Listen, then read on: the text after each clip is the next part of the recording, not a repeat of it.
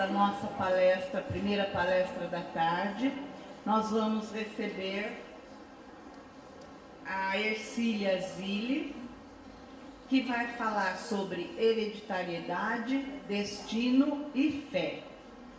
Ela é psicóloga clínica, mestre pelo Programa de Ciências da Religião, da PUC, pós-graduada em Administração para Organizações do Terceiro Setor, pela Fundação Getúlio Vargas, é presidente da ABRAP, que é a Associação Brasileira dos Psicólogos Espíritas. Ela é apresentadora do programa Novos Rumos, da ABRAP, na Rede Boa Nova, AM 1450, todo mundo conhece a Rede Boa Nova, né? E ela é autora do livro O Espírito em Terapia, Hereditariedade, Destino e Fé. Nós vamos agradecer a presença da Ercília e nos deliciarmos com as suas considerações. Com certeza serão muito úteis para a nossa vivência. Obrigada, Ercília, viu? A gente está muito feliz em recebê-la aqui. Obrigada, viu?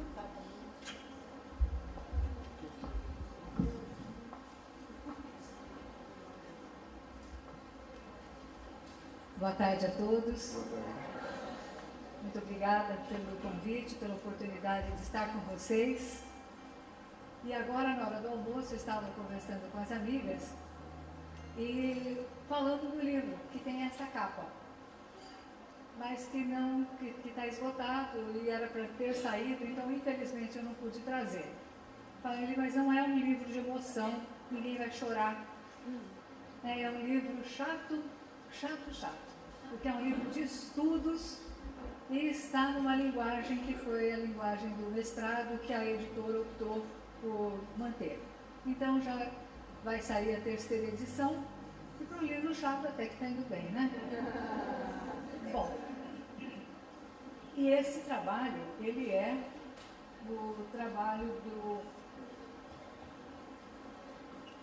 é uma apresentação feita em cima do livro, falando um pouco de uma comparação entre a psicologia na abordagem que eu pratico e a doutrina espírita, principalmente em questões ligadas a André Luiz e Evolução em Dois Mundos.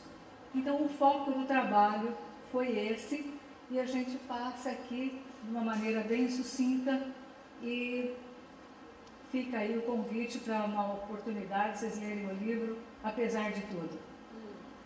Então, o nome original não era o Espírito em Terapia, era Estudo Comparativo entre a psicologia de Leopold Zonde e a doutrina espírita em André Luiz. Então, o objetivo qual foi?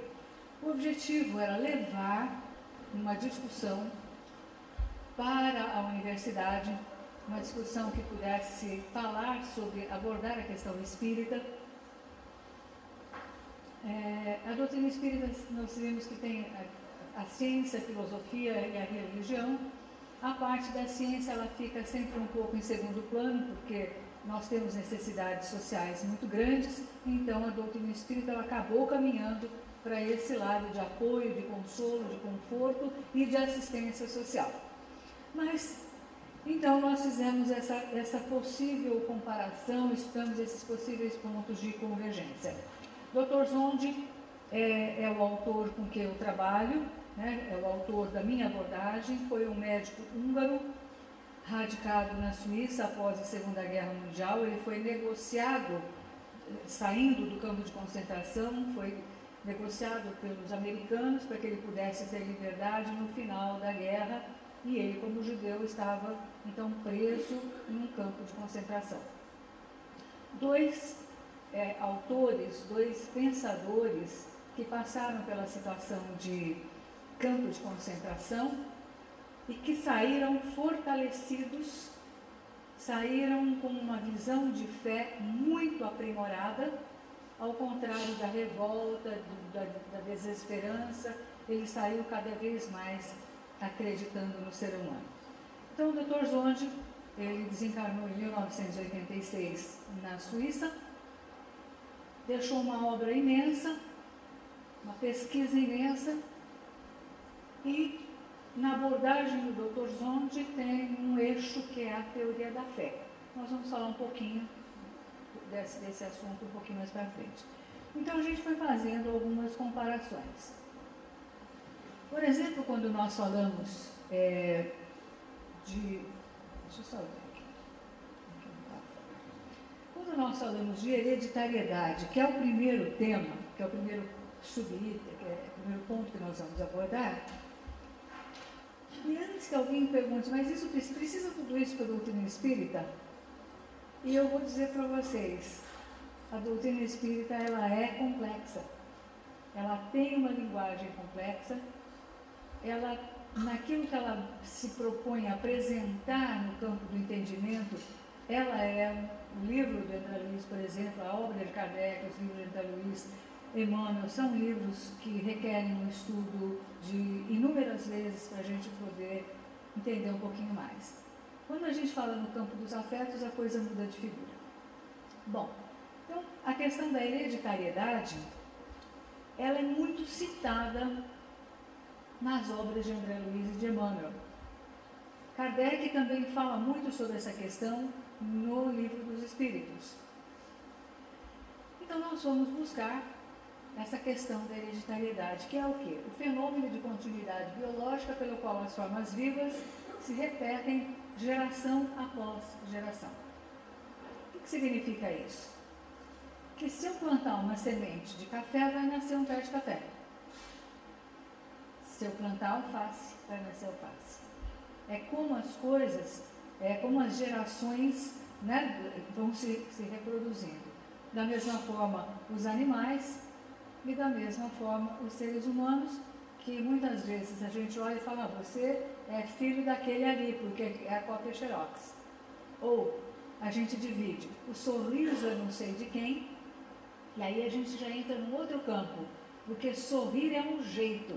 Como é que é um jeito? Se herda um jeito também? Ou fulano para como para o pai dele, ou ele faz isso. Então, o que é isso que vai além da forma física, além da semelhança do corpo? Então, esse é um dado interessante. Esse é o Dr. Zonde, e ele tem uma teoria que é bastante interessante, a teoria gênica, a teoria genética das tendências. E ele diz assim, no homem existem partículas primitivas, materiais, imortais, que se herdam de geração em geração, de pais para filhos. Estes são precisamente os genes, cuja manifestação, junto com as reações espirituais corporais, são as reações instintivas.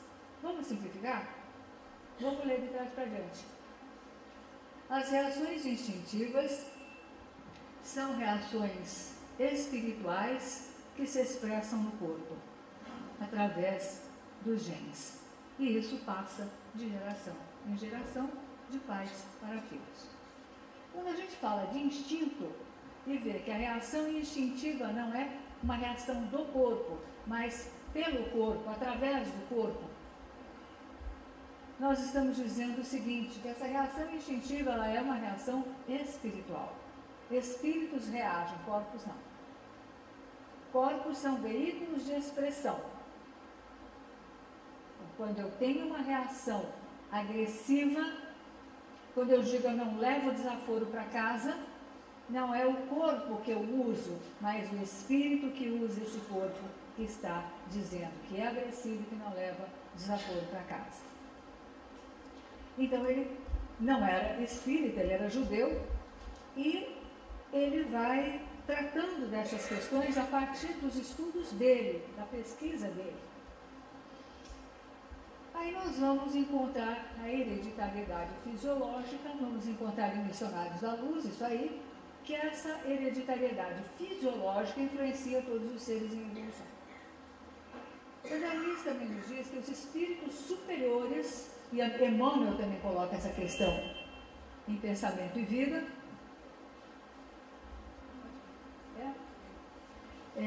coloca essa questão de que os espíritos superiores podem conduzir, trabalhar, manipular a hereditariedade.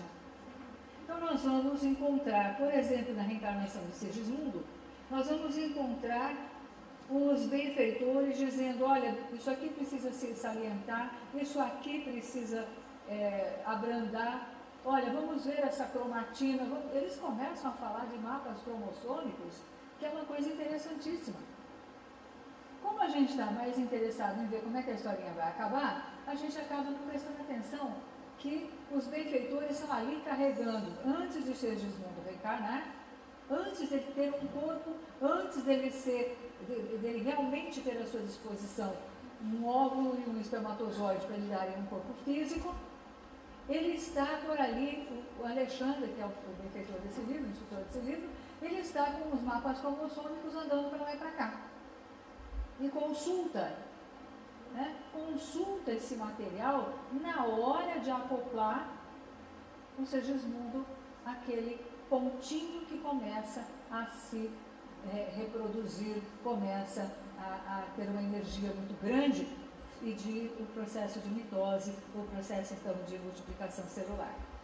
Então, nós vemos nesse sentido o material intercessório, a atitude intercessória dos benfeitores, que estão ali assessorando o momento do início da reencarnação, no momento em que se processa a vida a partir dali. Por isso os espíritas falam contra o aborto, não contra as pessoas, mas contra o ato, porque entendemos a vida a partir do momento da concepção. Então, nós vemos que aí tem um material genético muito interessante e muito importante. Por quê? Porque não basta dizer que o corpo é o veículo de expressão. Ele precisa ser um veículo de expressão que expresse para valer. Acenda a luzinha toda hora que eu precisar de um apontamento, toda hora que eu precisar de uma informação. O corpo, ele sinaliza o tempo todo. Ele mostra o tempo todo. É como aquele carro super equipado que ele vai dando sinal de tudo que está acontecendo. Olha, está esquentando, está esfriando. Em Missionários da Luz, André Luiz coloca uma questão que me parece o eixo, aquilo que nós estamos fazendo aqui, que é o eixo da reencarnação. Ele nos diz que a criatura terrena herda tendências e não qualidades. Dr. Zonzo também fala muito de tendências. O que é a tendência? A tendência é uma ferramenta. Ela não é boa nem ruim. A faca na mão de um assassino é instrumento de morte, de crime. A faca na mão de um cirurgião é instrumento de vida. A pulsão, a tendência, ela é a mesma. O que muda é o espírito que manipula aquela ferramenta. Então, André Luiz nos fala que a criatura terrena herda tendências e não qualidades. Portanto, o que é que nós viemos fazer aqui? Transformar tendências em qualidades.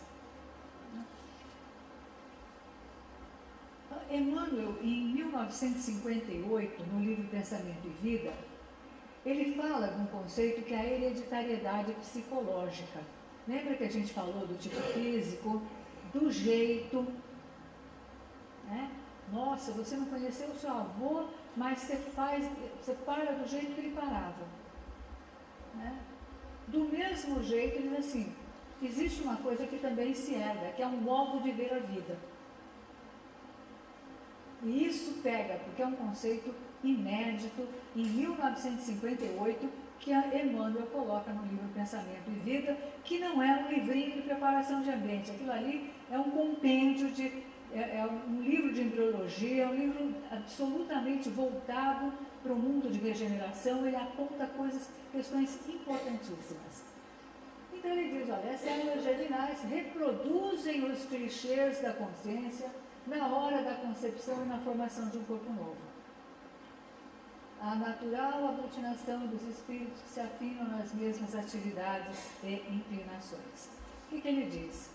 Aquele padrão, aquele jeito da família vai servir de base para aquela nova criatura, para aquele espírito reencarnante.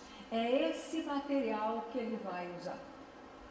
É essa ferramenta. A família, quando junta um óvulo e um espermatozoide, um vem aqui e diz assim, olha, eu estou trazendo a história da humanidade, a partir da ótica da minha família.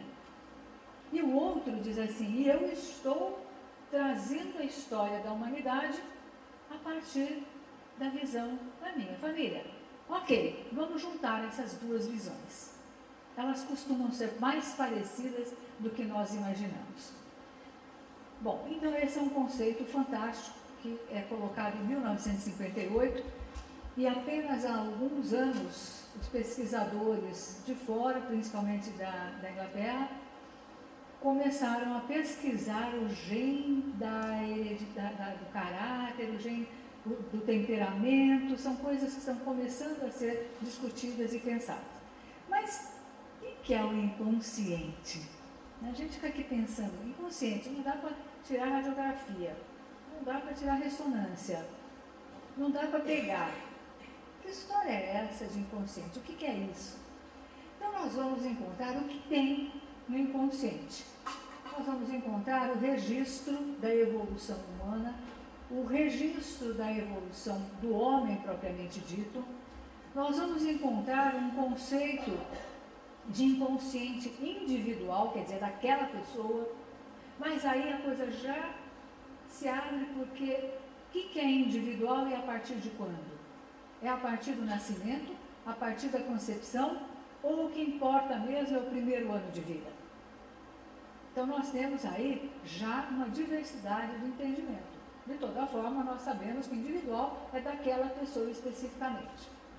O Dr. Zondi, ele trabalha basicamente com o conceito de inconsciente familiar. E esse conceito de inconsciente familiar é muito parecido com aquilo que a doutrina coloca. Vamos voltar aqui. A natural aglutinação dos espíritos que afinam nas mesmas atividades e inclinações. Portanto, quando nós falamos de família, nós estamos falando da aglutinação desses espíritos que têm afinidade. Agora, a afinidade pode ser positiva, pode ser negativa. Eu posso ter uma afinidade de hoje, vamos ler um livro, vamos fazer um almoço, vamos ao centro espírita, e posso ter uma afinidade. Olha, hoje vamos sair bater a carteira de alguém? Você conseguiu algum?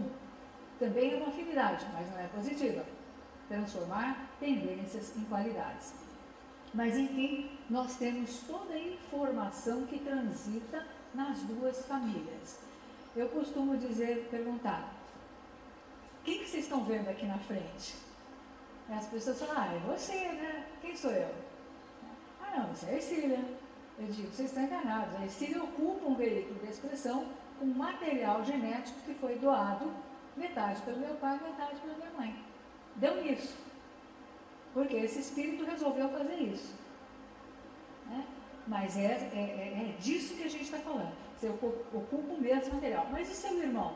Então, começa que ele tem uma diferença. Ele nasceu homem. Nasceu alto, mas a bagagem essencial dele é a mesma. Aquilo que está disponível para mim, está disponível para ele.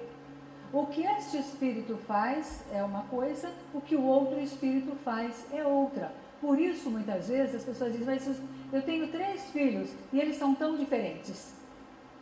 Então, não é a carga genética, mas é o que se faz. Então, genética é como se você chegasse numa cozinha e pegasse 2, 3 cozinheiros com o mesmo material, tem até um programa que está tratando dessa questão, e cada um faz alguma coisa com aquele material.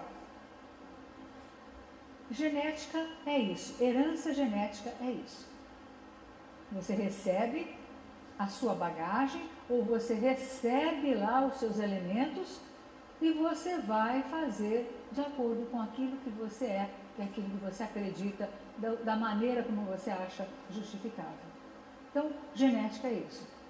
Inconsciente coletivo, que é o conceito que o Jung coloca como se tivéssemos matrizes de aprendizado, de desenvolvimento, guiando o desenvolvimento humano, guiando o crescimento das pessoas. Olha, agora nós estamos trabalhando este padrão, agora nós estamos trabalhando aquele padrão, como se fossem matrizes mesmo, né? Que vão direcionando a evolução da humanidade. O animismo, e esse é um conceito espírita, o animismo, que é o arquivo da mente, que é o arquivo do espírito, é o registro de tudo que foi vivenciado. Registro não significa lembrança, significa memória. Memória significa que está ali guardado, registrado. Agora, quando nós falamos lembrança, pode ser que a gente não lembre o que comeu ontem à tarde. Então, não está no campo da lembrança. Quando está no campo da lembrança, e eu sei o que eu estou falando, eu estou fazendo, e quando está no campo da memória, eu não sei do que está falando. Está atuando? Está atuando do mesmo jeito. Porque atua como se fosse um pano de fundo para aquilo que eu estou fazendo, mesmo que eu não me lembre. As nossas percepções e os nossos registros diversos. Por exemplo, nossos sonhos, nossos desdobramentos, as nossas comunicações telepáticas. Então, quando nós estamos aqui reunidos nesse salão, nós estamos trocando muito mais informação do que nós temos consciência. Nós estamos trocando informações sem a lembrança, sem esse registro que me permite dizer, você está pensando isso, eu estou pensando aquilo, mas eu estou com aquilo gravado na minha mente. Então, nada passa desapercebido para o espírito, para a mente. O Dr. Zonde tem um conceito que ele chama de genotropismo. Genotropismo é um conceito muito importante, muito interessante, porque é como nós nos escolhemos. É como a gente olha para alguém e diz assim, puxa, que simpático, ou nossa, que antipático. E o Dr. Zonde tem um teste que justamente trata de escolher, através de fotos, de séries de fotos, aqueles que são simpáticos e antipáticos. Na vida é assim. Quando a gente olha para um político, às vezes não funciona o currículo, o que se sabe, mas o que a gente bate o rosto e diz, mas ele é simpático. Então, ser simpático também não necessariamente é uma coisa boa ou ruim.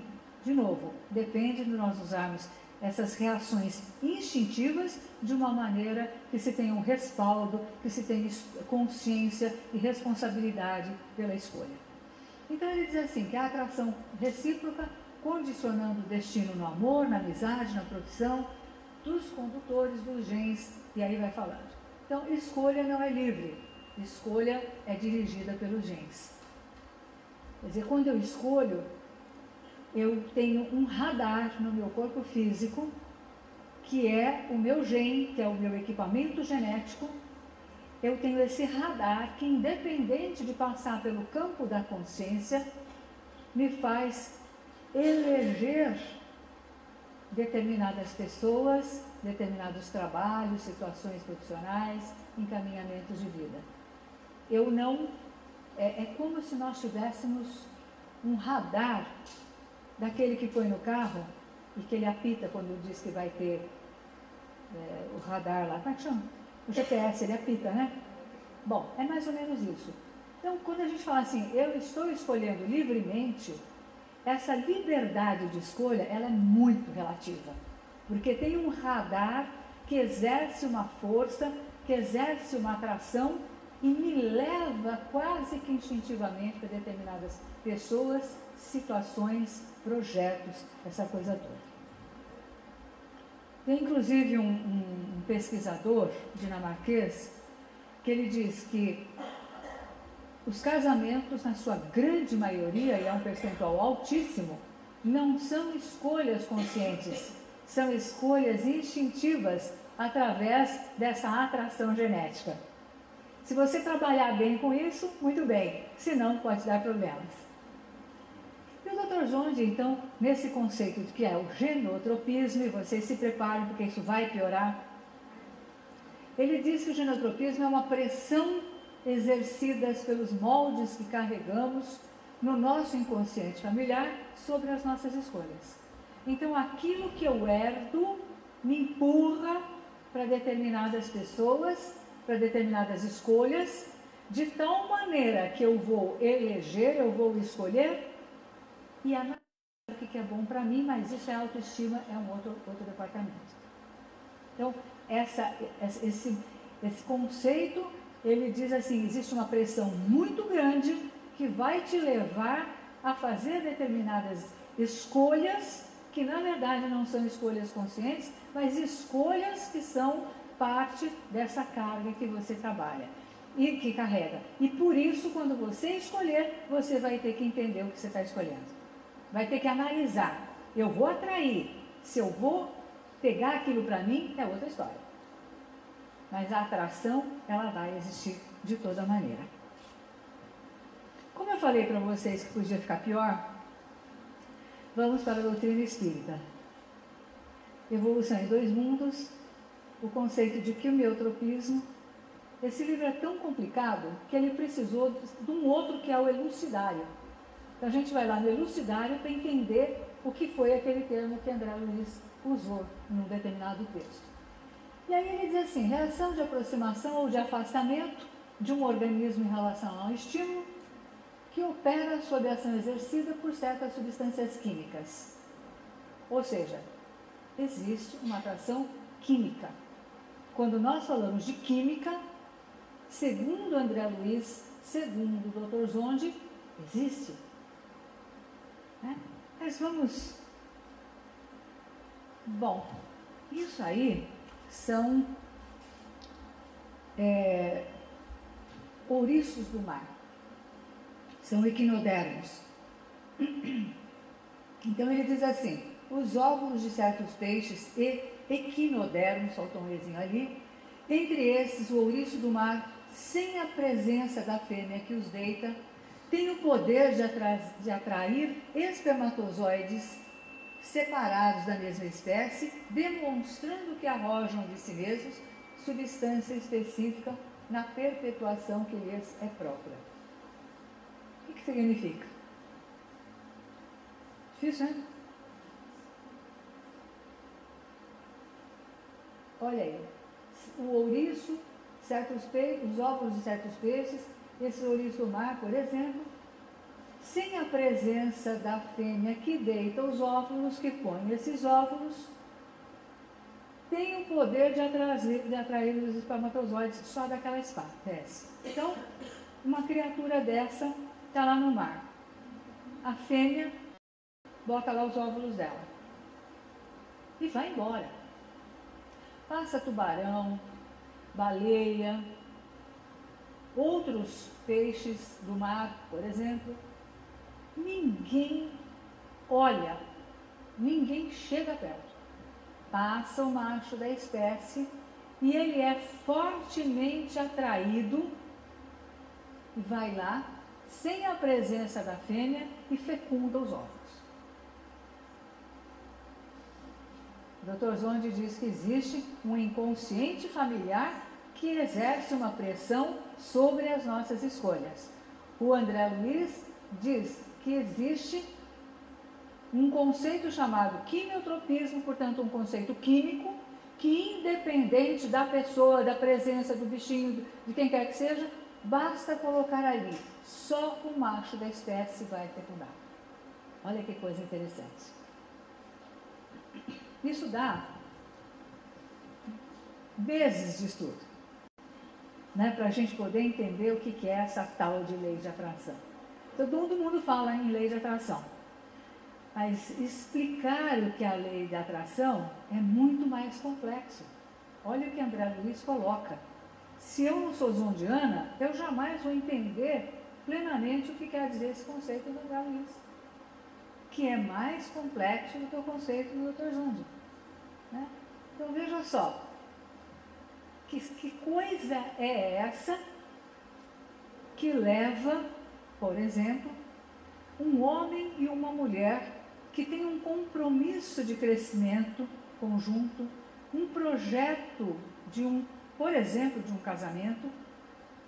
Como é que se escolhe no meio da multidão, mesmo com os alertas, muitas vezes, das mães que se tornam sogras, esse aí não serve para você, né? E a pessoa parece que só vê aquele ali. A gente não está dizendo é bom ou é ruim, não adianta vocês ficarem rindo, não. Né? É muito interessante isso, porque a gente fala de coisas e sente coisas e vive coisas que a gente não conhece o fundamento. Mas olha só, você chega no centro espírita e diz assim: ah, você está passando essa situação aí, difícil? porque você está resgatando coisas aí no seu casamento. A minha pergunta, né, e como é que eu atraí? Como é que a pessoa atraiu aquele ali? Com tanta gente, como é que você vai saber com quem que você tem ajuste e reajuste, como diz Emmanuel? Inevitáveis ante as leis do destino. Como é que você vai chegar ali? Olha, você faz parte da equipe de um projeto espiritual. Eu sempre digo para os colegas da BRAP, né, para os amigos, eu digo assim, olha, vocês nasceram com uma tarefa, nasceram com um compromisso de levar a psicologia, de trabalhar os fundamentos entre a psicologia e a doutrina espírita, de transformar isso em trabalho e levar para as camadas de baixa renda. E como é que a gente se junta? Ah, mas é que eu ouvi falar. Tem gente que ouve falar e fica, e tem gente que ouve falar, gosta, mas não fica. Então, como é que nós nos juntamos? Como é que nós nos atraímos? Como é que nós estamos hoje aqui neste salão em busca das mesmas coisas? Quais as outras semelhanças que nós temos? Até onde vai a nossa lei de atração? Que semelhanças genéticas nós temos que nos trouxeram para uma tarde de sábado em Campinas, para um trabalho como esse? E que se a gente fosse conversar um com o outro, nós encontraríamos semelhanças no histórico de vida muito mais importantes do que a gente pode imaginar. Bom, o outro ponto que a gente aborda é a questão do destino. Então, o Dr. Zonde diz que destino é o conjunto de possibilidades herdadas e livremente elegíveis para a nossa existência. Ele diz que na vida do indivíduo há um plano oculto, definido, vital. Então, para o Dr. Zonde, destino é uma questão genética, inclusive na sua lei de atração, né? Ele diz que existe um plano oculto, definido e vital. Ele não era espírita. Ele diz mesmo que você não saiba, existe um eixo na sua existência, um eixo que vai te levar a desenvolver um determinado tanto de coisas que só estão nessa estrutura, nesse destino, nisso que é de vida. Fica muito parecido também com a questão nossa do projeto reencarnatório. E ele diz assim, o destino pode ser coercitivo, ou seja, você não sabe porque as coisas acontecem na sua vida sempre do mesmo jeito. Então elas ficam se repetindo, mas é que é o karma. E o que é karma? O que é lei de causa e efeito? É algo que você vai ter que passar para sofrer, ou, por não entender, você vai repetindo os temas até aprender. O que a gente tem que entender, ter uma definição de Deus, um entendimento de Deus. Ou ele é do bem ou ele é do mal. E se ele é do bem, ele não pode fazer ninguém sofrer. E se ele não pode fazer ninguém sofrer, nós é que não entendemos de fato o que está à nossa frente, no sentido de como eu posso utilizar a minha vida para crescimento espiritual, para me sentir melhor, para gostar mais de mim e dos outros. Então, quando nós não entendemos o que se passa, fica acontecendo de novo, portanto, nós não estamos escolhendo, nós não estamos realizando escolhas. Por outro lado, ele diz que existe um destino de livre escolha. O Espírita fala muito em livre-arbítrio. Onde ele diz assim, é livre escolha, é menos. Porque no nosso entendimento, livre-arbítrio é coisa para espírito que já desenvolveu um entendimento muito grande das coisas. Livre-arbítrio é uma coisa muito ampla, né? Arbítrio, o que significa? O juiz, por exemplo, entra em campo para apitar um jogo. O que se pressupõe? Que ele conheça todas as regras do jogo. Nós conhecemos todas as regras do jogo? Ainda não. Né? Então, a gente já logo coloca uma outra palavrinha. Livre-arbítrio relativo, ou seja, não é livre. É mais ou menos livre. Agora, destino de livre escolha é mais fácil. eu quero estar sábado em Campinas neste horário, portanto eu não estarei em São Paulo neste horário. Né? Eu tenho diabetes e, portanto, não posso comer doce. É mais simples. Mas é na simplicidade que nós começamos a tomar as rédeas da nossa vida, a construir destino. Então eu venço a compulsão e começo a estabelecer um significado na minha vida. Vamos pegar um exemplo. A moça chega e diz assim: puxa vida, eu tenho um azar imenso. Por quê? Toda vez que eu me interesso por um homem, ele é casado. Danado não usa aliança. Às vezes ele jura que é solteiro, quando ele descobre que ele é casado. E aí, é o destino coercitivo. O destino de livre escolha é eu estar resolvida, num tanto que a minha lei da atração já vai funcionar um pouco diferente.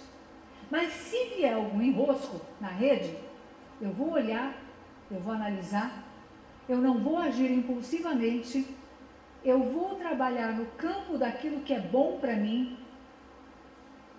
Quer dizer, quando a gente começa a trabalhar nesse sentido, já muda a lei da atração. Por outro lado, quando a gente começa a pensar o que é bom para crescer, o que eu quero da vida, eu quero um relacionamento maduro de fato. Aquilo que eu quero é fruto da minha fantasia ou é fruto da minha consciência? Né? Eu brinco com as pessoas, você sabe que casamento é chato, né?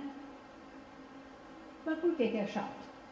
Porque é um tal negócio, né? Ninguém fica ali só olhando um para o outro, tem mercado para fazer, roupa para lavar, falta dinheiro, leva um chute no trabalho, em casa que vai falar. Então, viver uma relação a dois, ela não é uma coisa simples. Concorda? Então, o que motiva querer tanto uma coisa que não chega a concretizar? Talvez o excesso de fantasia. Então, o destino de livre escolha, ele começa a funilar o significado. Eu quero para quê? Isso é bom para mim? Isso tem um significado na minha vida? Eu estou pronta para lidar de maneira adulta com aquilo que eu quero, que eu estou falando que eu quero? Qual é o grau de maturidade que se expressa nas minhas escolhas? Porque se eu tenho que transformar tendências em qualidades, não adianta eu pensar que só o instinto vai resolver. A gente, para procurar um emprego, tem que entregar um currículo. Né? Para qualquer coisa, você vai, hoje aqui eu chego e falo assim, eu queria trabalhar no passe aqui da casa. O que vai a dirigente do passe falar? Você já estudou a doutrina espírita? Já. Fez curso de educação mediúnica? Curso de passe? Curso disso? Curso daquilo? Não. Então não vai trabalhar. Você tem que ter currículo. Agora, a pessoa se apaixona e não precisa de saber quem é a outra parte. Não precisa saber o que fazer numa relação. Qual é o grau de prontidão para lidar com a vida de forma adulta. Eu brinco com a situação porque as pessoas têm muita fantasia. E com fantasia não dá para a gente se entender. Então, Kardec, no Livro dos Espíritos, nessa questão 692, tem uma resposta. Tudo se deve fazer para chegar à perfeição. O próprio homem é um instrumento de Deus, de que Deus se serve para atingir os seus fins. Algumas perguntas depois, né? De novo a mesma resposta. Kardec era insistente em algumas questões, mas o Espírito da Verdade também era. Então Kardec vai de novo por um ângulo para fazer a pergunta e ele responde do mesmo jeito. As criaturas de Deus são os instrumentos de que ele se serve para atingir os seus fins. Ou seja, Deus tem um plano. Se ele tem um fim e se serve da criatura, né? A criatura que é dotada dele, a criatura que é fruto da inteligência suprema, que é a causa primária de todas as coisas, aí eu já tenho uma primeira reflexão. Por que eu estou batendo cabeça? Se eu acredito nisso, e se eu acredito na pergunta número 1 do Livro dos Espíritos, se ele é a inteligência suprema, o que Deus não pode? Deus pode tudo? Não pode. Deus não pode criar imperfeito, porque a perfeição não pode criar a imperfeição. A suprema inteligência não pode ter um efeito de pouca inteligência. Então, potencialmente, e essa é a chave, nós temos todas as ferramentas para expor, para trazer, para pôr para fora a luz, o sal da terra, a luz do mundo, as potencialidades divinas. Então nós vamos fazendo isso de pouco em pouco, de reencarnação em reencarnação. E cada reencarnação tem um projeto específico, tem um tanto de coisas a serem resolvidas. Por quê? Porque se for para resolver tudo de uma vez, a gente precisaria de uma existência de 1 milhão de anos, não temos um corpo para isso, e teríamos problema de aprender, de praticar, de tomar consciência, de aflorar tudo isso. Nós não saberíamos lidar com responsabilidade tudo que nós trazemos. Então, Deus tem um plano. E isso, saber disso muda muito as coisas. Porque muda a partir do momento que eu sei que faço parte desse plano divino. E aí nós falamos de destino e temos os fatores do destino. Um deles é a hereditariedade. O outro é o caráter da tendência. Veja só, caráter da tendência, caráter da pulsão. O que é isso, hein? Já falei que tem hereditariedade. Por que será que italiano sempre fala com as mãos? Vocês conhecem algum espanhol que não seja teimoso? Não, né? Não conhecem. Então veja, tem algo que se sobressai e por isso eu preciso daquela ascendência. Não é só para gostar de comer macarrão. É porque aquilo vai me trazer uma impulsividade, vai me trazer um jeito de lidar com as coisas. Todo mundo está contando um caso, briga, parece que vai se matar. 5 minutos depois todo mundo chora, se abraça, beija e faz juros de amor eterno. Isso é assim nessa cultura. Na outra cultura é diferente. Então nós espíritos precisamos de ferramentas, olha lá, que nos expressem. E por isso que nós estamos dizendo que a família é importante, porque ela traz uma caminhada de aprendizado, uma caminhada, um jeito, uma construção que nós herdamos pronto. Né? Ambiente social. O que será que significa reencarnar no Brasil há 40, 50 anos, ou a partir de hoje? Enfim, o que significa reencarnar aqui no Brasil? Significa uma grande oportunidade de estabelecer empatia, fraternidade e solidariedade, porque nós temos necessidades sociais ainda muito fortes. Por outro lado, nós temos algo muito importante a trabalhar, que é a questão do jeitinho brasileiro, né? Que é uma questão de qual é o jeito? Não é para quebrar o galho, é para fazer do jeito que precisa ser feito. Temos também um desafio muito grande com a taxa de urgência. Dá para fazer, mas tem que pagar a taxa de urgência. Né? Então, quando a gente olha para tudo isso, né, a gente olha para o Brasil do jeito que está já há um bocado de tempo, e fala, olha, eu não gosto da corrupção. Eu tenho pavor da corrupção. Aí você faz uma pesquisa com o povo brasileiro e tem mais de 60 e tantos, 70% de pessoas entrevistadas que dizem que se estivessem no poder fariam a mesma coisa. O que nós elegemos? O nosso semelhante, aquele que é o nosso genotrópico. Nós atraímos por afinidade. Percebe? Então eu só mudo o mundo o dia que eu mudar. O dia que eu me trabalhar. O dia que eu falar não, obrigado. Não tem preço, isso aqui eu estou te dando. Eu faço o que é possível. Nós vamos ver isso um pouquinho mais para frente. Então, o ambiente social é bastante oportuno para nós nos trabalharmos em várias questões. O ambiente mental, ele é um refrigério, né? Esse é um ambiente social, mas é um ambiente mental, onde nós nos reunimos por afinidades, porque buscamos as mesmas coisas. E buscamos nesse nicho, nesse eixo, desse jeito. Nós buscamos com uma visão espiritual. Veja, isso nos torna muito parecidos. E é muito confortável quando a gente olha um para o outro, né? Eu olho para esse casalzinho aqui, olho para ali e falo assim, puxa vida, eles também buscam, como eu, o entendimento espiritual, o significado da vida. E estamos todos buscando construir a partir dessa visão, né, de causa e efeito, de responsabilidade, de fraternidade. Né? É muito confortável quando nós nos juntamos num ambiente mental, porque aí, no campo das ideias, no campo dessa discussão do que fazer da vida, o que significado tem a vida, é que nós vamos caminhar para algum lugar. Nós vamos nos reabastecer. O ego, que na visão zondiana, não é o ego freudiano, que ilustra, que dá para ilustrar. Vocês já vão ver o que é o ego zondiano. E, acima de tudo, administrando tudo isso, nós temos quem? A mente, o espírito. Então, o ego, no entendimento do Dr. Zondi, ele corresponde, ele é similar ao conceito de projeto reencarnatório. Lembra do destino oculto, vital? Quando nós vimos algumas... Né?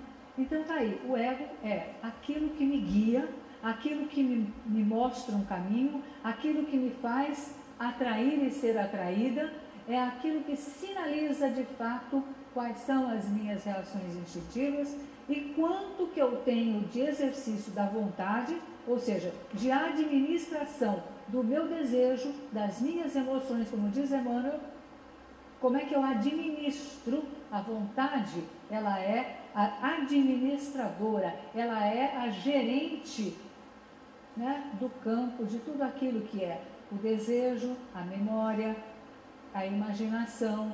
Então, nós vamos encontrar tudo isso gerenciado por essa vontade, como diz Emmanuel. E o que é vontade? Quando eu olho para a coisa e falo, olha, isso é bom para mim ou não é bom para mim? Vontade é o exercício da autoestima, do que tanto se fala. Então, eu ganho aqui uma caixa de bombons, olho para o tamanho da sala, vejo tanta gente e falo, olha, eu vou comer depois. Né? Ou seja, não vou dividir com vocês nada. Ou eu olho e digo assim, obrigada, vou comer um por semana porque isso é bom para mim. Um por dia porque isso é bom para mim. Um nunca, porque se eu for diabético eu não vou poder comer. Eu escolho. A vontade de comer chocolate vai continuar? Mas eu vou olhar para aquele chocolate e falar, você não é bom para mim. Eu vou escolher o que é bom para mim. Eu não satisfaço o meu desejo, mas eu me realizo na escolha de autoestima daquilo que é bom para mim. E o espírito é o que tem tudo isso à sua disposição. A hereditariedade, o caráter das funções, o ambiente social, mental, o projeto, e isso o espírito, que é a instância máxima do destino, faz as suas escolhas. Ele vai realizando, ele vai dizendo, isto me serve, isto não me serve. Isso aqui é muito engraçado, mas não é bom para mim. Isso daqui é muito chato, mas é o que eu preciso aprender. Isso aqui é muito agradável, eu me refaço, está tudo bom, está tudo certo, é aqui que eu fico. Né? Esse processo, ele não é tão pausado como nós estamos falando. É um processo praticamente ininterrupto, instintivo. É o tempo todo acontece com todo esse pano de fundo que nós vimos. Então, nós vimos todas essas questões e vimos todas essas questões também. Cadê o... Aqui. Nós temos todo esse pano de fundo e temos todo esse pano de fundo com relação ao que nós estamos fazendo aqui. Bom, e aí projeto reencarnatório. A gente falou do destino e projeto reencarnatório são questões bastante semelhantes, né? Nós vamos encontrar na doutrina espírita destino, sementes de destino. Nós vamos encontrar sempre a palavra destino associada ao conceito de projeto reencarnatório, né? Ou seja, não estamos aqui por acaso. Nós estamos aqui porque temos um projeto de vida. Temos um projeto de crescimento que foi aprovado. Nós recebemos aprovação para estarmos aqui no planetinha. Então, quem é a personalidade reencarnante? Essa aí vai precisar de uma ascendência italiana, porque vai ter que falar, vai ter que gesticular, vai ter que ser mais... Esse aqui vai ter que trabalhar a teimosia. Então, vamos trazer um pano de fundo para ele, né? Então, necessidades evolutivas, quais são? Ixi, tem aí essa. Aí os benfeitores, aqueles que fazem os serviços intercessórios, eles dizem assim, olha, vai precisar de uma reencarnação de 1 milhão de anos, menos. Vamos pegar umas 2 ou 3 questões e vamos botar aqui para a pessoa, para você não se perder. Nossa, mas eu queria chegar, fazer uma reencarnação, ser maravilhosa, pá. Mas a gente já te conhece de outras reencarnações. Vamos botar aí umas 2 ou 3 questões no eixo básico para ver se você dá conta. Se não, se você der, a gente acrescenta na sua vida, deixa aqui uma perninha no seu projeto. Mas vai no menos que você se garante. Aí fala, mas só isso? Aí o benfeitor que conhece as nossas vaidades, ele fala assim, vai por pouca coisa, se você volta como espírito completista. Aí a gente fala, então tá bom, põe só uns 2 eixos aí, né? Então, personalidade reencarnante, necessidades evolutivas. Olha, as necessidades são muitas. O que você gostaria de fazer? Eu gostaria de comprar uma casa assim, assado, cozido, tal. Quanto você tem? 50 mil reais. Vamos deixar por menos? Vamos juntar dinheiro? Então, as necessidades são muitas, as possibilidades, às vezes, são poucas. As nossas condições, muitas vezes, não permitem um projeto arrojado de existência. E com tudo isso, nós vamos estabelecendo um destino, ou seja, um projeto, um objetivo para a nossa existência, para a nossa reencarnação. Não sei se vocês conhecem essas imagens. Conhecem? Esses desenhos, na verdade, eles são do Projeto Imagem, de um amigo que trabalha divulgando a ilustração de obras espíritas e de algumas obras do André Luiz, e essa é uma. É caríssimo, é difícil para eles fazerem tudo isso, mas é um trabalho magnífico. Aqui nós estamos tratando exatamente da questão da reencarnação de Segismundo, para a gente ver como é que a coisa se processa. Vocês lembram da historinha de Segismundo?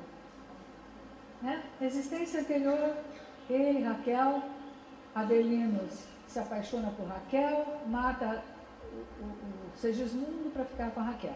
Na próxima, ou seja, não respeita a relação dos outros. Na próxima, ele volta, ou deve voltar, como filho do casal que se reencontra. Já passou por um longo tempo de preparação na espiritualidade, e quando ele volta como filho. Mas tem truque pra caramba. Então nós vemos ali o loirinho, o ruivo, é o Alexandre, de bigodinho André Luiz, lá atrás, despencando é o Segismundo. Porque depois de muito embate, finalmente Adelino concorda em recebê-lo como filho. Por quê? Porque cada vez que trazia o Segismundo durante o sono, ele acordava desesperado e dizia, nossa, estava desesperado, senti que alguém queria me matar, tive um pesadelo horrível. Noite seguinte, traz de novo o Segismundo, e ele, meu pai do céu, não consigo. Resultado, ele acaba não dormindo mais, começa a ter insônia, porque ele sabe inconscientemente que dormindo ele vai encontrar aquele que ele tem um registro de que vai assassiná-lo. Ele sente aproximação, ele não vê que mudou. Bom, passa mais um pouco, ele vai se distanciando da esposa, vai se distanciando da Raquel. E quando ele tem um relacionamento físico com a Raquel, inconscientemente, ele aniquila o gen do caráter. Olha só, André Luiz. Ele aniquila o gen do caráter. Quer dizer, o gen da disputa, o gen, né, que daria, ele diz assim, não vou passar para você o meu material. Você quer ser meu filho? Não vou passar. Se eu não passar o meu material para você, ela não engravida. E de fato ela não engravidava. Ela só engravidou depois de muito trabalho da turma do deixa disso espiritual para convencer Adelino a receber aquela criatura. Raquel foi mais fácil. Ela aceitou fácil. Mas para convencer Adelino foi um sufoco. E quando que Segismundo é reapresentado a Adelino e Raquel? Quando eles já estão casados e quando eles já têm uma criança. Está lá uma menininha na mesa de jantar. É previsto que aquela noite eles se relacionem.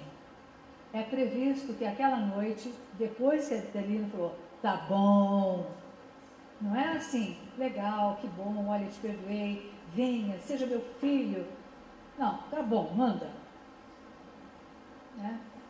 Aí ela engravida, mas ele já tem alguém para fazer aliança.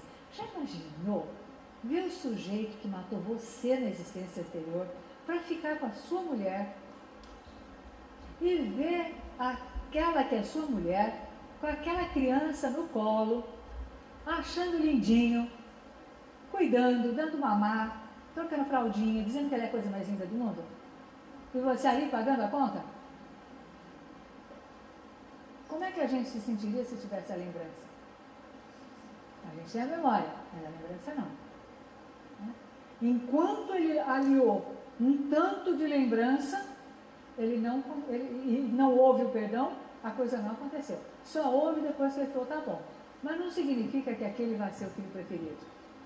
O filho preferido dele vai ser o outro com quem ele pensa. Ué, mas tem filho preferido? Eu é que não respondo essa questão. Não é o filho de quem se gosta mais, é com quem a gente tem mais afinidade. Mas a gente tem mais afinidade, às vezes, com o outro. Não significa amor diferente, ou quantidade de amor, mas qualidade de amor. Você tem afinidade, não dá para ser diferente. Mas o truque da espiritualidade é mandar o outro filho antes. Acalmou, ele já tem as garantias afetivas dele, ele já tem o vínculo com a outra criança. Passa mais um tanto, o que ele vai fazer? Vem o outro, mas ele está mais ligado com o primeiro filho. E ele vai dar uma desligada da Raquel, que fatalmente, porque já se apaixonou, porque também entrou na conversa da Adelino anteriormente, ela vai ter um certo xodó com o Segismundo, que vai renascer também mais ligado à mãe do que ao pai, certo? E a mãe vai falar, nossa, mas você é muito duro com esse menino, você é implacável, você não é assim com o outro filho. Não, mas é que o outro não é assim que não é esse filho. Você que é mole com ele. A gente ouve essa conversa no lugar? Ouve, não ouve? O que a gente está ouvindo? A gente está ouvindo passado espiritual. Relações lá do passado que não ficaram bem resolvidas e que se apresentam na forma de afetos e desafetos, amigos e inimigos para formarem uma família diante das leis inevitáveis de aprendizado, de perdão, de evolução do destino. Olha só. Então, está ali Alexandre com o mapa cromossômico na mão. No outro lugar, tem o grupo de benfeitores, de espíritos que estão colaborando com o Segismundo que vai reencarnar, que está cada vez mais fraco porque ele está perdendo, aspas, matéria espiritual. E eles ficam falando para o Segismundo, lembre-se da sua forma infantil, lembre-se da sua forma infantil, vai usando a sua mente para o processo de autoplasmia perispiritual, porque nós temos essa capacidade.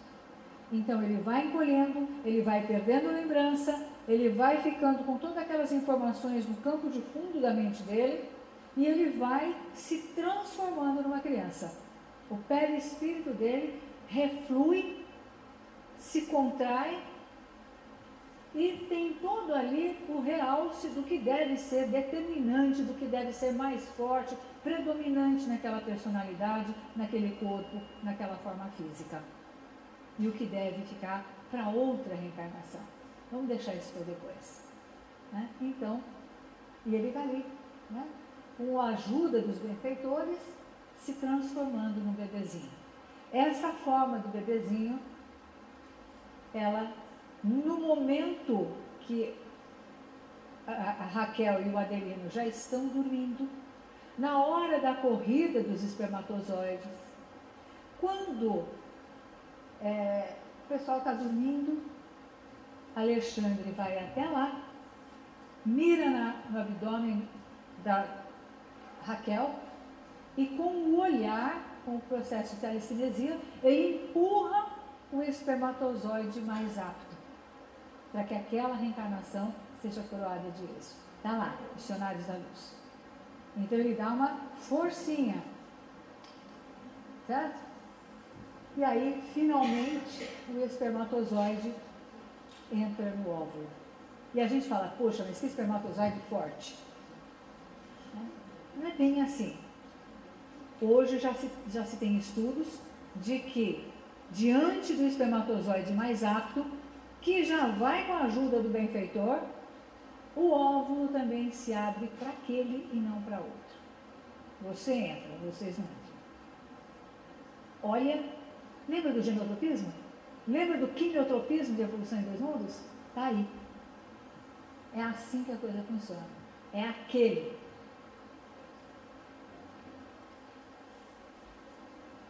Bom, e aí, o Dr. Zonge, ele era judeu, como vocês sabem, ele trabalhou na condição de lendas, os mitos de Abel, Caim e Moisés. É tudo visto como mito, porque nós não temos a comprovação científica. Então ele trata como se fossem lendas. E o que é Abel e Caim? Abel e Caim, se vocês devem se lembrar, são aqueles dois irmãos que vão fazer uma oferenda ao Senhor. Caim leva frutos à terra, Abel leva um cordeiro, uma ovelha, e sacrifica na frente do Senhor. O Senhor olha para a oferenda de Abel e fala, obrigado, aceito. Olha para a de Caim e fala, a sua eu não aceito. A sua eu não aceito. E o Caim fica, como é que você vai levar um presente para uma pessoa, fim de ano, para ver se no ano seguinte a pessoa compra de você, da sua empresa, e a pessoa descobre que isso aí é falso, porque ela não é falsa. Ai, que bom, obrigada, viu? O Senhor fala, olha, não quero a sua oferenda porque ela carece de fé, você está querendo me comprar. E ele fica muito bravo, muito bravo. Quando eles saem de lá, ele chama Abel no campinho e mata Abel. Quando ele volta, cantarolando e tal, o Senhor pergunta, Caim, cadê seu irmão? Ele falou, sei lá, sou eu o guardador do meu irmão? Fala, ok, eu vou esperar 7 gerações, depois eu vou conversar com você. Cresça, aprenda, daqui a 7 gerações, eu quero ver o que você aprendeu disso que você está falando. E é só depois que ele tem consciência que, de alguma forma, ele resgata aquilo que ele havia causado. Então, quem é o Caim? O Caim é a falta de consciência. Isso não é problema meu. Intolerante. Puxa, até que horas essa mulher vai falar? Maldade, vingança, fraude. Vocês já ouviram falar nisso aqui em Campinas? É que lá em São Paulo a gente tem ouvido falar muitas coisas. Então, insidioso, traiçoeiro. Vocês já ouviram falar de gente traiçoeira? Alegria com o mal. Essa nós espíritas, graças a Deus, não temos, né? A gente sempre ouve, nossa, bem feito, viu? A gente fala, às vezes, uma coisa parecida, que é assim, a lei de causa e efeito. Plantou, vai colher. Ânsia de poder. Eu quero tudo para mim. eu quero a sua merenda, eu quero a sua aposentadoria, eu quero tudo, né? Eu quero tudo. Desejo de ferir os outros. Sabe que se a gente não tivesse lei, a gente se matava rapidamente, né? É verdade, né? Violação à lei. Violação à lei, então é brincadeira, né? Quanto que você cobra? X? E sem recibo? Não, se você precisar de um desconto, eu te dou o recibo também. Né? Dá para quebrar essa aí? Nós vivemos isso. Nós vivemos isso. Né? Então, nós estamos falando da figura simbólica originária do mal, que é Caim, simbolicamente. Né? E por isso nós não falamos de fé. Em nenhum momento ele quis agradar de fato o Senhor. Em nenhum momento ele teve fé. Ele teve os seus interesses. Né? E Abel? Abel morre de bobeira. Ele está tão preocupado com a questão espiritual que ele não se preocupa com o ser humano, com as reações humanas. Ele não olha e fala, meu pai do céu, o que aconteceu com o senhor hoje? Acho que acordou de mau humor e não fez a oferenda de Caim. E ele não chega para Caim e diz assim, escuta, não fica triste não, eu te ajudo a montar uma outra cesta, e você leva amanhã, vamos ver se ele fala de outro jeito. Ou, chora as pitangas aqui, eu ofereço meu ombro. Ele não percebe isso, ele não percebe a raiva, ele não percebe a inveja, ele não percebe a frustração de ter sido rejeitado. Então o Dr. Jones diz assim, mais do que o complexo de Édipo, o que gera maior problema na humanidade é o complexo de Caim. É o filho que não se acha amado o suficiente. Bom, pulando, né, se fosse historicamente, mas assim, pulando na história, na lenda, no mito ou na realidade, nós temos Moisés. Moisés foi o primeiro codificador. Está lá no Evangelho segundo o Espiritismo como primeira revelação, não é? Primeira revelação, Moisés. Como vocês estão sentados, a gente continua. Consciência escrupulosa. Escuta, vem lá o Caim. Eu tenho aqui o currículo do meu filho, eu estou sabendo que tem uma vaga aí, você não quer pôr na frente? Moisés é chato. Ele fala, olha, me dá aqui o currículo do seu filho, eu vou pôr junto aos outros, ele vai ser entrevistado, se ele tiver o perfil que nós estamos procurando, e se nós também formos o perfil que ele está buscando, ele será chamado. Posso furar a fila? Um sorriso até aqui, sedutor. Não, não pode, a fila é ali. Então Moisés é a lei, é o símbolo da lei, em que pese uma lei que, quando ele desce da montanha com os 10 mandamentos e vê lá o pessoal dele fazendo adoração a um bezerro de ouro, ele manda matar 3.000. Ele quebra as tábuas e torna a subir para fazer tudo de novo. Mas ele consegue ser o portador de regras sociais, de regras de convivência, de regras de relação. Então, ele tem uma consciência escrupulosa, uma capacidade de renúncia. O que é renúncia? É fazer escolhas. Não é aquela renúncia piedosa, eu vou fazer isso porque eu sou santa. Não, eu vou fazer isso porque eu posso, porque eu quero. Né? Tolerância. Não, deixa ela falar até o fim, vamos ver o que se aproveita. Posso te ajudar? Moisés também é de uma sinceridade meio chata. Não pergunta se o seu corte de cabelo ficou bonito, porque corre o risco de ele dizer que prefere o outro. Né? Ele é sincero demais. Mas ele quer ajudar, ele tem esse desejo. Disposição para a justiça. O que diz a lei? Moisés ele sempre está perguntando, o que diz a lei? Qual é a regra? Como é que eu entro para ser voluntária dessa casa? Como é que eu posso ser voluntária da ABRAP? Quais são as regras? Ele se pauta por regras. Disposição, então, para a justiça, submissão à vontade de Deus. Na verdade, eu estou transmitindo regras espirituais. Amar a Deus sobre todas as coisas e tal. Então, ele é o primeiro legislador e ele é a figura originária do justo. Agora, veja bem, se essa é a primeira revelação, Nós já fazemos tudo isso?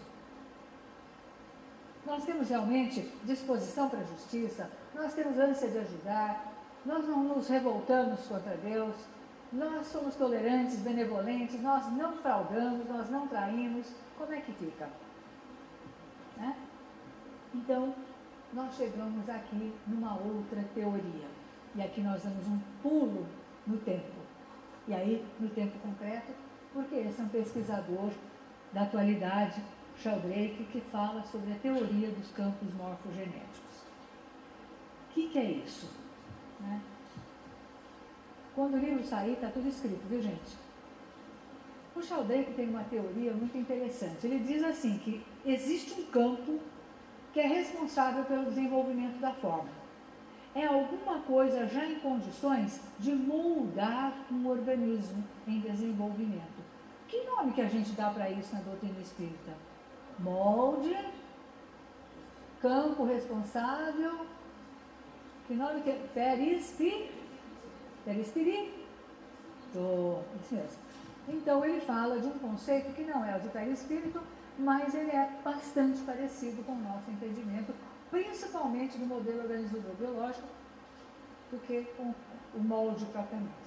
Então ele diz assim, olha, o universo funciona por hábitos e não por leis imutáveis. Às vezes, do ponto de vista dele, mudam a partir do momento que mudam os hábitos.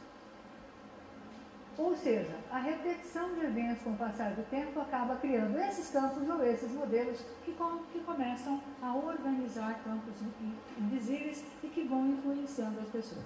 Um exemplo que ele trata dessa questão, o mais conhecido, é o exemplo do macaco, do centésimo macaco. Então, macacos de uma determinada região, ele começa, por alguma razão, o macaco lava a batata antes de comer. Ah, mas é porque um olhou o outro, o macaco imita, né? E aí ele vai observar que os macacos de uma ilha, sem acesso ao continente, começaram a lavar as suas batatas. Um outro exemplo dele é o do ratinho. Ele constrói um modelo de labirinto. Não é o mesmo labirinto. Em diversos lugares da humanidade, do planeta, aquele mesmo modelo, com aquela mesma espécie de ratinho, você coloca o ratinho e cronometra quanto tempo ele vai levar para a saída. E no começo ele vai cheirando, farejando, até que ele encontra a saída. Isso, vamos dizer, na Inglaterra. Na Índia, o mesmo ratinho, que não viu o outro, mas é da mesma espécie, ele é colocado no mesmo modelo de labirinto, portanto, ele não está encaminhando pelo faro. Então, ele começa a perceber que os ratinhos começam a correr direto para a saída. Eles vão melhorando o tempo e cada vez mais rápidos eles saem, eles já sabem a saída. Então, se eles não se conhecem, se um está na Índia, o outro está na Inglaterra, o outro está no Brasil, o outro está na China, como é que esses ratos se comunicaram para saber que a saída é aquela? Como é que eles se comunicaram? Segundo o Sheldrake, é por esse campo. Que cada raça, que cada espécie tem o seu campo e tudo aquilo que for repetido inúmeras vezes passa a ser um padrão disponível para aquela espécie, para aquela raça. A gente consegue entender que quando nós nos modificamos, quando nós nos transformamos interiormente, quando nós achamos o eixo da vida, como isso pode impactar toda a humanidade? Será que a gente se dá conta disso? E será que a gente se dá conta de quando nós descambamos na vida, por similaridade, por sintonia, porque eu passo para essa matriz, para esse campo, e ele vai atuar diretamente naquelas pessoas que eu nem conheço, através da violência, através de toda a desagregação? Quando eu perguntei quem que vocês estão vendo aqui, que eu falei, olha, eu apenas uso o material que me foi dado. Tem aqui eu uso todo esse campo. Mas tem duas pessoas lá em São Paulo, que são meus filhos, que têm uma ercília inteira dentro deles. Certo? Tem metade da mãe e metade do pai. A metade que está lá, que é a ercília, está inteira, não está a metade como está aqui, como que eu estou juntando as coisas aqui. Isso que eu estou trabalhando, aprendendo, conscientizando, estudando, por ressonância, está sendo passado para eles como um arquivo. Se eles vão fazer download ou não, é outra história. Mas o arquivo está disponível. E de uma forma mais distante, quando nós nos reunimos aqui, quando nós resolvemos trabalhar espiritualmente, entender a vida, nós estamos impactando a matriz humana, não porque estudamos a questão, mas porque resolvemos ser bons de fato e resolvemos nos transformar. Quando nós agimos, nós impactamos essa matriz e essa matriz tem repercussão automática como algo possível para os outros seres humanos. Consta também que o que ele está aprendendo lá em São Paulo também está em ressonância aqui comigo.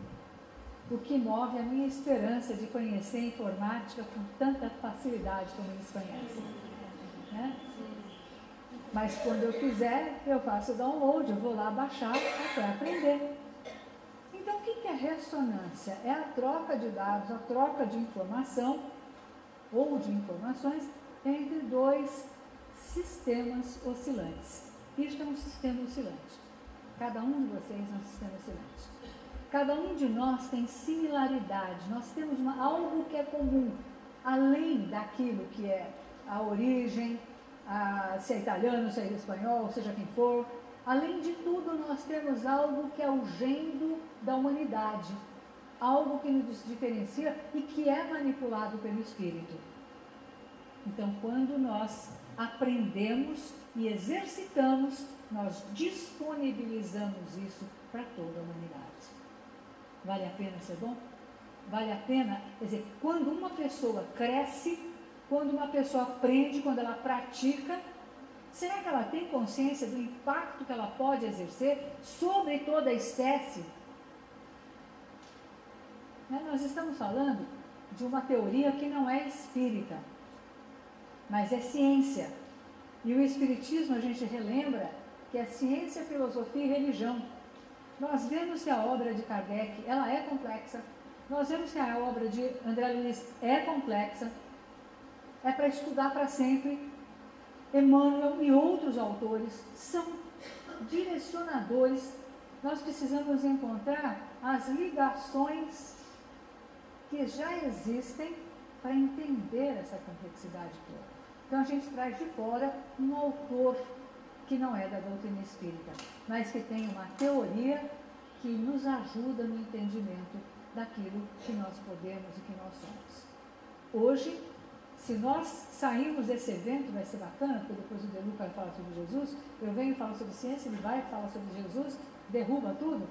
Então, se isso impactar a nossa vida de tal maneira que a gente saia daqui e mude alguma coisa para melhor, nós somos muitos. Nós vamos fazer uma festa espiritual. Nós vamos passar muita coisa bacana. E aí, fechando a nossa comparação, a fé. A fé é relacional. A gente sempre acha que fé é o que eu acredito em Deus. Eu tenho confiança em Deus.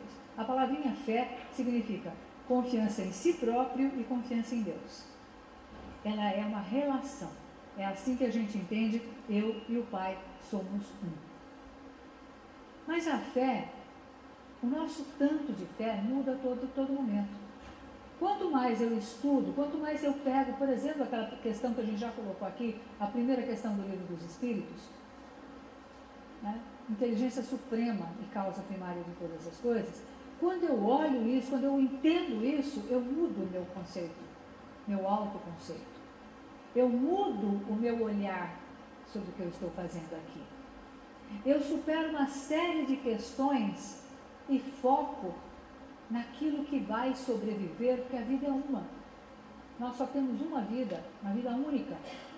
Nós temos reencarnações sucessivas, mas a vida é uma só. Se não existe morte, a vida é uma só. Né? E é isso que nós carregamos, né, no entendimento. Algo que nós trabalhamos aqui hoje fica para sempre. Faz parte do nosso arquivo, faz parte da nossa conquista, faz parte do nosso conteúdo espiritual. Então, a fé, ela vai se ampliando à medida que nós temos mais autoconhecimento e autoconfiança. Eu melhoro a minha relação de fé quando eu entendo que Deus não é causa do mal e que o mal não é para punir ninguém, apenas é o meu equívoco na manipulação e no entendimento da lei divina, o que é muito humano. Eu não entendo bem isso. Eu acho que se tiver uma caixinha, não tem problema nenhum. Quando eu melhoro essa questão, quando eu começo a me trabalhar, quando eu desenvolvo autoconhecimento e autoestima, eu posso amar o próximo como a mim mesma. Eu posso amar o outro quando eu tenho autoestima. Se eu não, é a regra. Jesus colocou isso.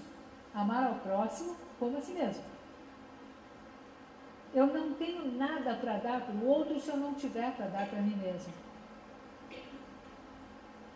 Eu nunca posso dizer você é a minha vida. É romântico, mas a minha vida é minha. E quando eu tenho autoestima, eu posso gostar de você de uma maneira grande, abundante. Seja você quem for, uma pessoa, um parente, um filho, uma sociedade, um projeto, mas eu só posso a partir do momento que eu tiver esse autoconhecimento, essa autoestima e eu tiver condição, então, de desenvolver a empatia, né? Me colocar na posição do outro. Então, segundo o Dr. Zonde, a teoria da fé, ela é tão fundamental, ela é tão necessária como beber, dormir. A pessoa precisa viver essa transcendência. E veja que coisa interessante, 1/3 da nossa reencarnação, nós passamos em desdobramento, aspas, desencarnados, no sono. Nós não damos conta de uma existência 24 horas por dia de consciência e acordados. Nós precisamos desse outro contato. Né? Então ele diz, né, a gente entende que a função da psicoterapia, por exemplo, é tirar o indivíduo de uma posição autocentrada, fechada, egoísta, para colocar em níveis mais altos de uma realidade espiritual. Então, quando nós falamos de psicoterapia, por exemplo, qual é o objetivo? Conscientizar o indivíduo da sua responsabilidade no processo de evolução. Ah, mas eu assim que minha mãe, meu pai, e você? O que pode fazer por você? Sua mãe e seu pai fizeram do jeito que podiam, do jeito que sabiam. E você? O que é que você faz por você? Né? A pergunta é essa. Estabelecer metas evolutivas. Eu tenho meta para comprar carro, meta para viajar, meta para comprar casa, meta até para aquele vestido de casamento que eu quero. Mas eu tenho uma meta espiritual nos meus próximos 10 anos, por exemplo. Eu tenho uma meta de evolução. Eu tenho um projeto de eu quero ser melhor, eu quero ser bom e eu vou fazer assim, assado. Desenvolver um trabalho proativo. Vamos um ajudar o outro. E entender que o espírito, na verdade, é que faz terapia, porque corpos não fazem. Corpos são veículos de locomoção de uma determinada necessidade, porque o espírito também poderia se locomover de outra forma. Espírito não. Quem faz terapia é espírito. Corpos não fazem terapia. Corpos não vão ao centro espírita. O espírito leva o corpo. Manda o corpo lá. É uma ferramenta auxiliar no processo de transformação interior, ou chamado de reforma íntima. E aí nós vamos trabalhando autoconhecimento, autoestima e estamos trabalhando o afloramento da essência divina. A terapia, a doutrina espírita, a pedagogia, nada coloca dentro do outro. tudo é ferramenta para tirar de dentro, partindo do conceito de que Deus não produz incompleto, imperfeito e sem inteligência, mas com projetos parciais de evolução que fazem parte das nossas possibilidades deste momento. E, fechando, nós colocamos aqui no capítulo 15 do Mundo Maior, Apelo Cristão, o nome desse capítulo, de André Luiz. Ele diz assim: o Supremo Senhor não se compraz, não fica feliz com possuir filhos miseráveis e infelizes na criação. Espalha bênçãos e dons, riquezas e facilidades eternas a mão cheias. Quer dizer, não é pouquinho, é mão cheia, é de mão cheia, é bastante. Esperando apenas que cada um de nós se disponha a reger com sabedoria o patrimônio próprio. Quer dizer, existe um patrimônio próprio. Jesus coloca as coisas de uma outra maneira, porque esse é um outro jeito de falar da parábola do filho pródigo, que pensa que tem que conquistar as coisas e volta para tudo lá, numa quantidade, num tanto que ele nem podia imaginar. Então aqui é uma outra forma. Portanto, para quem cultua o sofrimento, para quem acha que sofrer é a ferramenta de crescimento e de evolução, não precisa. Demora mais. É mais fácil prestar atenção na conversa. É mais fácil prestar atenção na existência. É mais fácil corrigir aquilo que no fundo a gente sabe, quando é orgulhoso, quando a gente é manipulador, quando a gente quer controlar a vida dos outros, quando a gente gasta desnecessariamente ou é sovina, a gente sabe. Só precisa empenho para corrigir. E o bonito dessa história toda é que quando a gente corrige, e o outro corrige, e o outro corrige, a gente cria um novo hábito para a espécie humana. E isso tem uma repercussão numa matriz que distribui para todas as espécies de seres humanos, todas as raças. Espalhe e fala, olha, tem esse outro jeito aqui também. Se você quiser, dá para ser desse outro jeito. Não tem espaço no mundo de regeneração, gradativamente, para o aprendizado via sofrimento. Porque no mundo de regeneração, que são espíritos propensos ao bem, como Kardec diz na Gênese, né? Ele diz espíritos propensos ao bem. Faz uma diferença enorme. Porque se eu sou propensa ao bem, ainda não sou perfeita, mas sou propensa ao bem. Você é propensa ao bem. Nós não vamos planejar nada que prejudique o outro. E isso tem uma diferença imensa na condução das coisas. Né? Então, é hora de pensar num novo mundo. Né? A gente fala muito de mundo de regeneração, mas não se faz um mundo de regeneração sem espíritos regenerados, sem espíritos redimidos. E isso se faz não com sofrimento, mas com consciência. Com eu quero ser melhor, eu vou ser melhor, e vou ser melhor fazendo de tal forma. Por quê? Porque pela vontade de Deus, que é o melhor, se nós queremos o melhor para os nossos filhos, Deus o que quer para a sua humanidade, para a sua grande família. Ele não fica feliz com isso. Com isso nós temos aqui, olha, não é desse jeito. O que ele diz é, espera que cada um de nós se disponha a reger com sabedoria, com inteligência, com equilíbrio. Tudo isso faz parte do conceito de sabedoria, de observar as coisas, de administrar a própria questão da impulsividade, administrar, reger com sabedoria algo que já é nosso, que já está dentro de nós. E esse é o convite para cada um de vocês se perceberem como consequência dessa inteligência suprema. Se perceberem como criaturas que não precisam buscar o sofrimento para aprender, mas administrar algo que já está dentro de cada um de nós, como se fôssemos parteiros da nossa própria essência divina. Muita paz a todos, um bom trabalho, fiquem com muita paz e com Deus.